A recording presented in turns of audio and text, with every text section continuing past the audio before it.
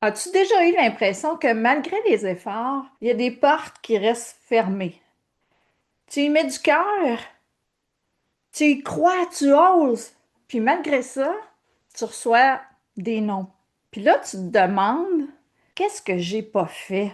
Ou qu'est-ce que j'ai fait de travers? Pourquoi ça marche pas? Je dois-tu continuer, forcer ou abandonner? Et si ce non-là, c'était pas une punition, c'était simplement une redirection. Si ce non-là était un oui, oui à toi-même et que tu n'as pas encore osé écouter. Ce que je vais te partager aujourd'hui, c'est un changement de perspective, une façon radicale et différente d'accueillir souvent ce qu'on interprète comme un rejet, comme un refus, comme un blocage. Une vision qui va pouvoir transformer complètement ta manière de vivre les noms de ta vie. Dans cette vidéo-là, tu vas découvrir pourquoi chaque nom que tu vis dans ta vie, que ce soit un refus professionnel, une porte qui se ferme, un rejet personnel, une opportunité qui vient de t'échapper, c'est jamais contre toi et toujours pour toi. Tu vas apprendre à voir les noms comme le miroir. Le miroir qui reflète soit un abandon de toi-même ou soit juste un réalignement nécessaire. Surtout, tu vas comprendre comment transformer les moments qu'on perçoit comme rejet en des leviers de croissance. Alors, à la fin de la vidéo, reste avec moi parce que tu vas savoir reconnaître les noms comme des appels à l'intérieur, à ton intégrité. Identifier les moments où, ben oui, tu t'es parfois peut-être oublié ou parfois même freiné. Reprendre la pleine puissance de tes choix, sans culpabilité et sans lutte. Rester juste fidèle à ta trajectoire personnelle et souvent même quand le monde extérieur te dit non. Pourquoi c'est important? C'est sortir de la victimisation. Sortir du «Ah, pourquoi ça m'arrive à moi?» Entrer dans cette maturité émotionnelle. Qu'est-ce que ce non veut m'apprendre sur moi? Intéressant. Ouvrir la voie à ce que j'aime appeler la résilience, l'alignement et la clarté d'intention. Si tu te demandes qui suis-je, ben, je suis Nancy, fondatrice de plusieurs programmes, dont mon programme signature que j'ai intitulé Top PCC. C'est souvent un clin d'œil à mon film préféré qui est Top Gun, parce que je crois qu'il faut parfois avoir le courage de se mettre aux commandes de sa vie malgré les turbulences extérieures et malgré les turbulences intérieures. Ce qui m'anime profondément, c'est d'aider les gens, les professionnels, les entrepreneurs, l'être humain à reconnecter avec eux, avec leur axe, à ce qui est vrai pour toi, à ce qui est juste et souvent non négociable. Ma mission, c'est que chaque personne que je touche puisse retrouver sa propre trajectoire, même quand tout semble tout vouloir dévier, parce que je crois que l'intégrité, c'est pas parfait. C'est être vrai avec soi, avec soi-même, même quand c'est inconfortable. Chaque nom, c'est le miroir. Ça révèle, ça redirige, ça libère, à condition qu'on ait le courage de l'écouter. Le nom comme reflet d'abandon de soi. Le nom qu'on entend à l'extérieur, ça résonne souvent à l'intérieur avec un nom que tu t'es d'abord dit à toi-même. Parfois même sans t'en rendre compte. On est souvent la première personne à s'abandonner. Et ici, je parle par expérience. Je vais te parler d'une récente tranche de vie. J'ai soumis ma candidature pour être coach dans une firme, en sachant très bien que mes disponibilités étaient très limitées. Je l'ai fait avec envie, avec sincérité, mais aussi avec une conscience qui était hyper lucide, celle de mes propres freins, celle de mes limites, ce que j'étais pas prêt à offrir ou à adapter. Ben, le nom que j'ai reçu, ben, c'est une petite claque. Ça fait mal un nom, hein? Tu sais que ce que je t'enseigne, je me l'applique. Ça m'a confrontée à ma propre question. Est-ce que je suis réellement en train de dire oui à ce que je veux vivre maintenant? Et là, je répète. Est-ce que je suis réellement en train de dire oui à ce que je veux vivre maintenant? Ou est-ce que je me disperse? Est-ce que moi-même, je m'abandonne en poursuivant une opportunité qui ne respecte pas ma réalité? Ce nom-là, m'a ramené au centre de ma propre trajectoire. Il m'a rappelé mon focus du moment. Où est-ce que je veux mettre mon énergie? Où est-ce qu'il est mon timing? Il m'a seulement permis d'être franche avec moi-même. Et ça, c'est un cadeau immense. J'aime te donner des exemples pour que tu puisses voir comment ça résonne avec toi. Qu'est-ce que tu vois de toi ou pas? Je poursuis avec d'autres exemples. Est-ce que ça t'arrive dans ta vie professionnelle de dire oui à un mandat, mais ça t'allume pas vraiment? T'as peur de rater une opportunité, t'as peur du jugement des autres. T'envoies ta candidature, puis t'es pas sélectionné. Oups, sentiment de rejet. Si t'es honnête, tu savais juste que c'était pas aligné à toi. Le non venait juste confirmer ce que ton intuition, elle, savait déjà. Un autre exemple dans ta vie personnelle, est-ce qu'en ce moment, tu poursuis une relation qui t'épuise parce que tu espères que l'autre va changer? Puis un jour, l'autre te quitte. Ouch! T'es blessé. Et au fond, tu t'étais toi-même déjà abandonné dans la relation. Le non, qu'est-ce qui t'oblige à choisir à nouveau? Prise de conscience. Quand tu dis oui à quelque chose qui n'est pas pour toi, souvent on se dit non à soi-même.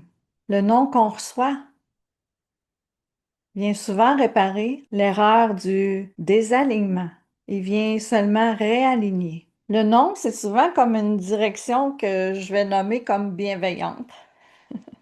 Le non, c'est pas une fermeture. C'est souvent une ouverture qui est déguisée. Et ce que tu perds aujourd'hui, t'évites en réalité une version de toi qui est plus alignée de ce que tu deviens.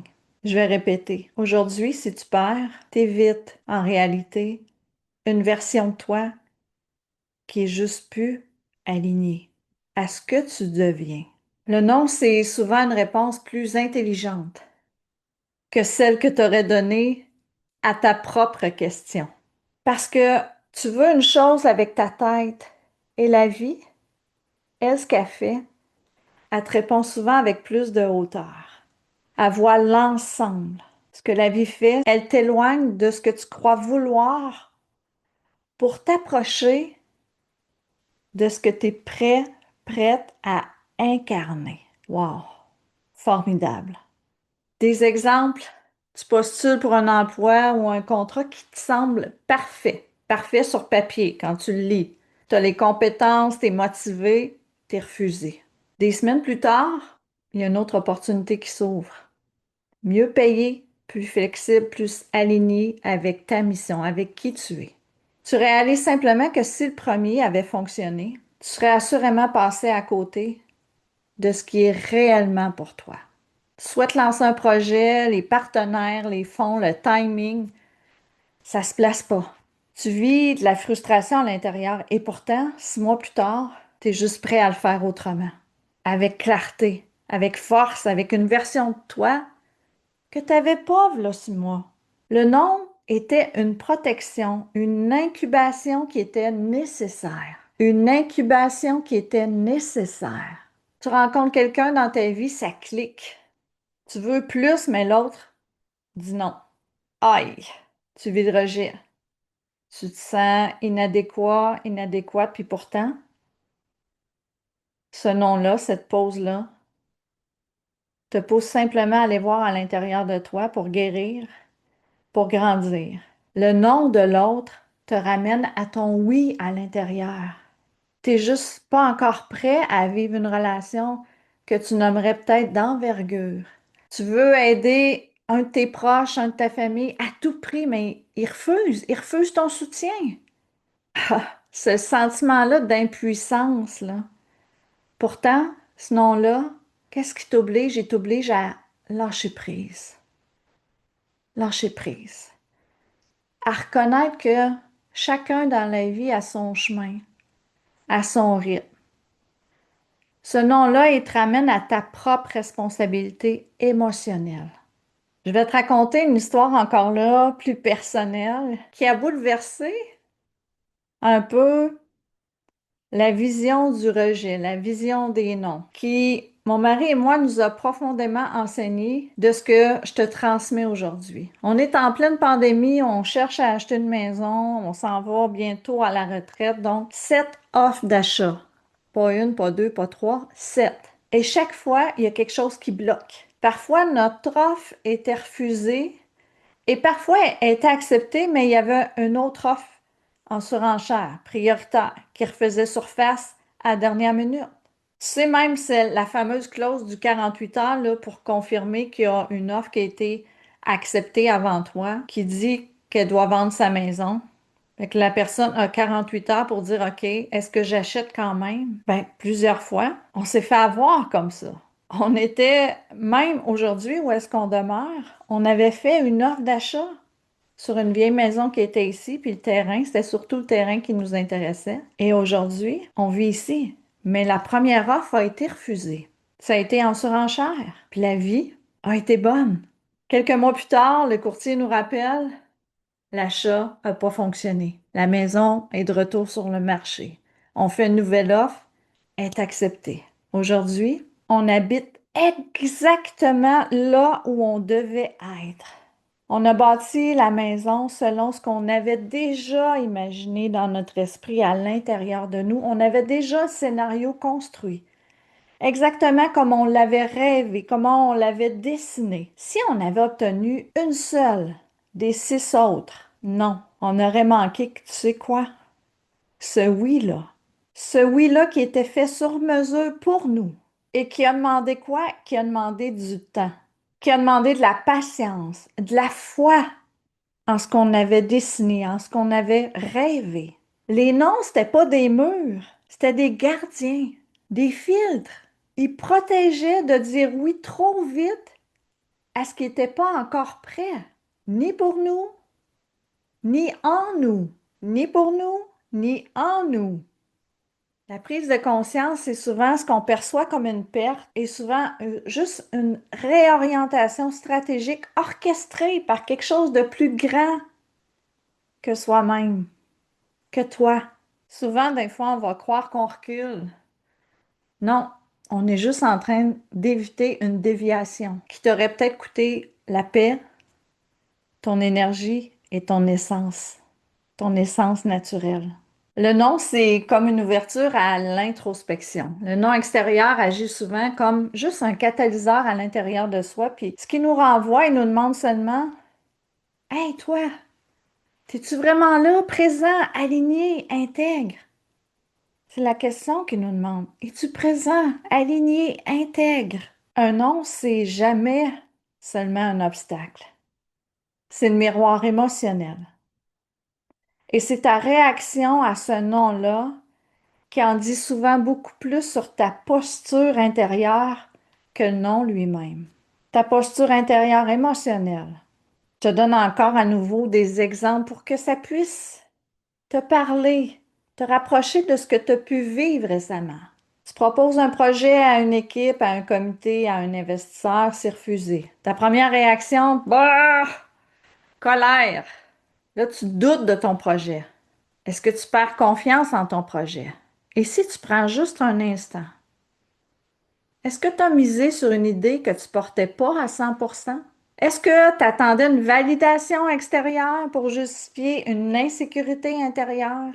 Oh, ça fait mal comme question. J'ai souvent vécu. Peut-être que toi aussi. Ou pas. Tu décroches pas un mandat, tu perds un client.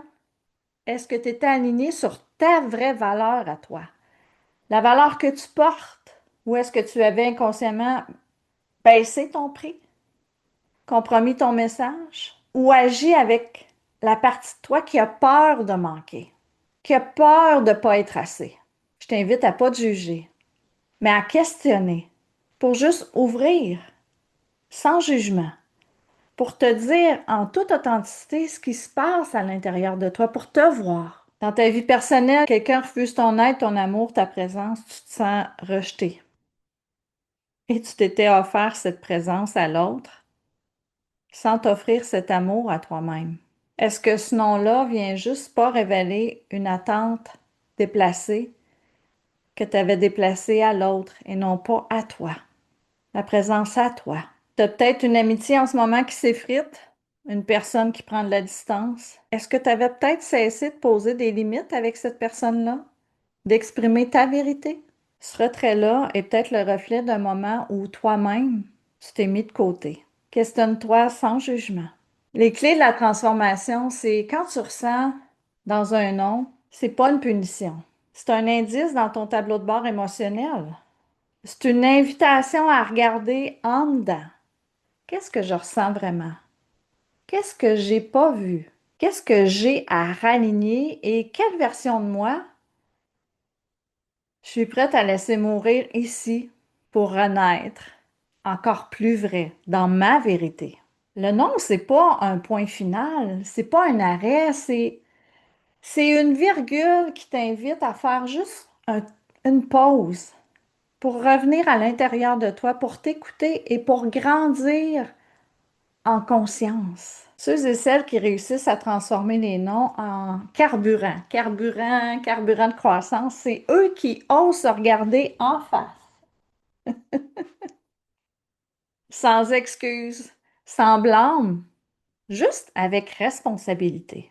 Aujourd'hui, si tu veux retenir l'essentiel de ce que je te partage, retiens ceci. Chaque nom reçu dans ta vie, c'est pas une punition, c'est pas un échec, c'est pas un mur, c'est un miroir.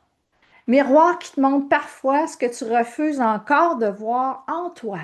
C'est aussi très souvent une main qui est tendue pour la vie, pour te ramener là où tu t'es perdu, là où tu t'es égaré. Et ce nom-là, il vient souvent réveiller des blessures que tu portes encore, qui sont peut-être le temps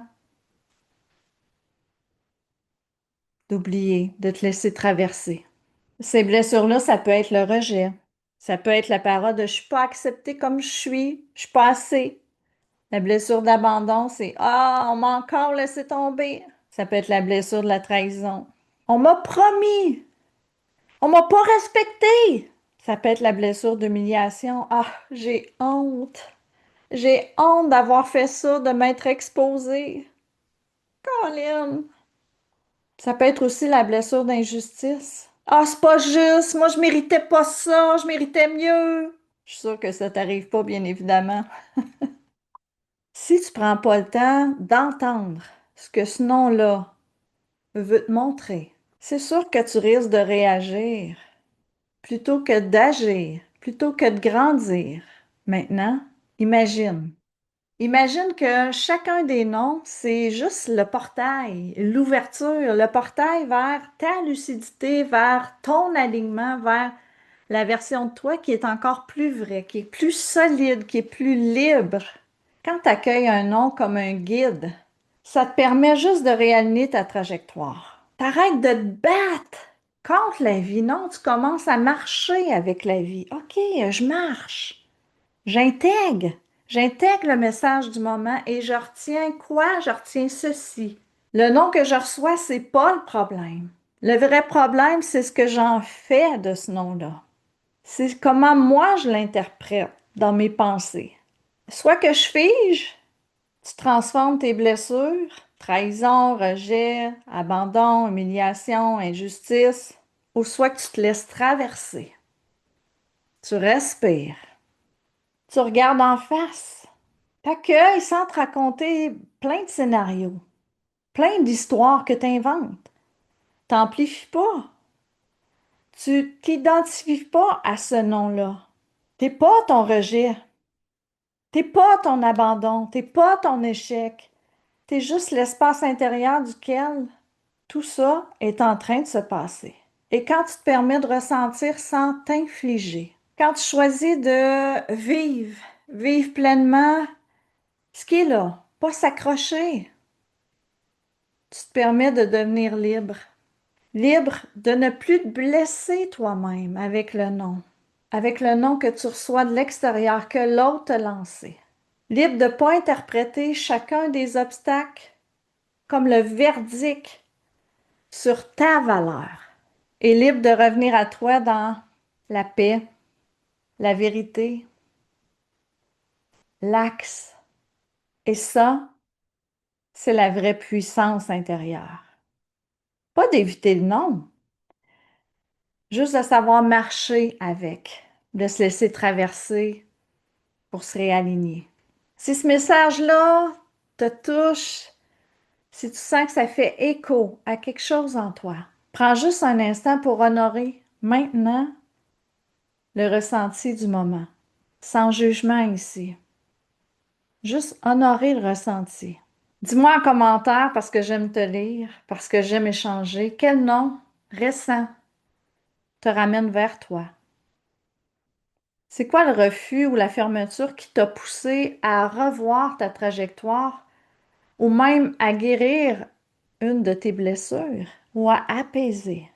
Si tu te sens senti, vu, entendu, reconnu dans ce que je te partage, clique sur j'aime, mets-moi un petit cœur pour aider la vidéo à toucher encore plus de cœurs qui aujourd'hui auraient besoin d'entendre ce message-là. Partage-le à quelqu'un qui vit un moment de doute, une porte qui s'est fermée, une redirection qui est perçue inconfortable, vécue inconfortable. Tu pourrais, toi, être le catalyseur de sa propre conscience. Et maintenant que toi, tu reçois ce message, laisse-toi pas juste toucher. Transforme-toi. Pour t'aider à intégrer le partage que je viens de te faire, j'ai créé un outil que tu peux télécharger dès maintenant que j'appelle le missile d'expulsion. Ça, c'est le guide pour t'aider à reprendre ton pouvoir d'autorégulation, pour pas réagir, mais plutôt agir. Quand il y a une contraction, quand il y a un rejet, que ça fait mal, prends le temps de t'autoréguler. Télécharge le missile d'expulsion. Parce qu'à l'intérieur du missile, tu retrouves des questions puissantes, des exercices et une méthode qui semble a priori simple. Par contre, si tu l'appliques, si tu agis, là va être la réelle transformation. Si après avoir exploré l'autorégulation, tu as envie de passer à l'action concrète, tu as envie que je t'accompagne comme copilote à t'asseoir toi aux commandes de ta vie, pour trancher dans le brouillard, pour revenir sur ton axe, prendre les décisions qui t'alignent, toi, pleinement.